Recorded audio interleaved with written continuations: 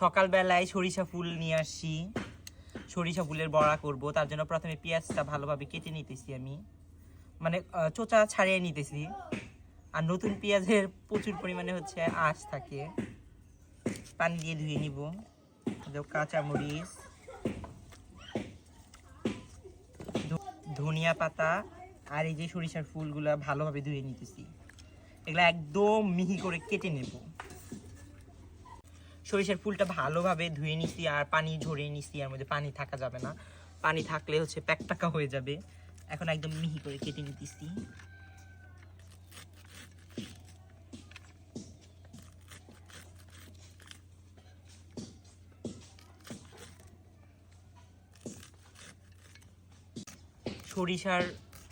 সরিষার ফুল কাটা হচ্ছে আমার হয়ে গেছে। এখন পেঁয়াজ কাঁচামরিচ কেটে নিতেছি।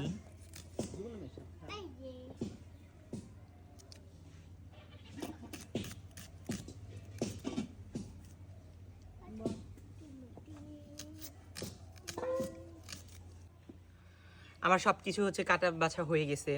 এখানে হলুদের গুঁড়া নিয়েছি 1 চামচ, জিরা বাটা 1 চামচ, রসুন বাটা 1 চামচ, ধনিয়ার গুঁড়া, মরিচের গুঁড়া আর কাঁচামরিচ পেঁয়াজ তো কেটেই নিছি। সাথে এখন লবণ দিয়ে দিব পরিমাণ মতো লবণ দিয়ে দিলাম। আর এখানে হচ্ছে আতপ চাউলের গুঁড়ি দিব। এখন আতপ চাউলের গুঁড়াটা দিয়ে দিব মাপ মতে। আস্তে আস্তে মাখাবো। এখন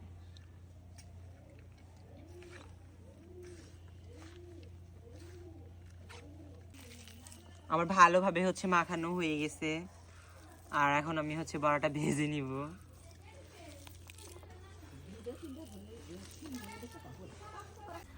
কড়াই তেল দিয়ে দিতেছি। এখন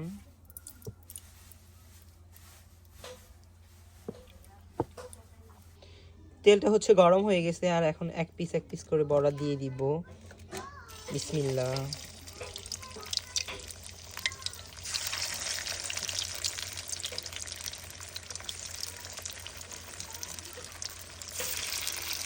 সব কয়টা বড়া একত্রে দিয়ে দিছি আমি।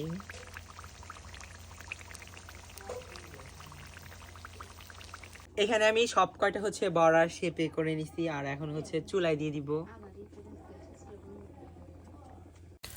এক পাশ বড়া ভালোভাবে হয়ে গেছে, আমি হচ্ছে উল্টাই দিতেছি। আমার বড়া অতিরিক্ত সবগুলা একেবারে দিয়ে দিছি, তার জন্য একটু উল্টাতে সমস্যা হয়েছে, বাট তারপরেও ভালো হয়েছে, অনেক সুন্দর হয়েছে।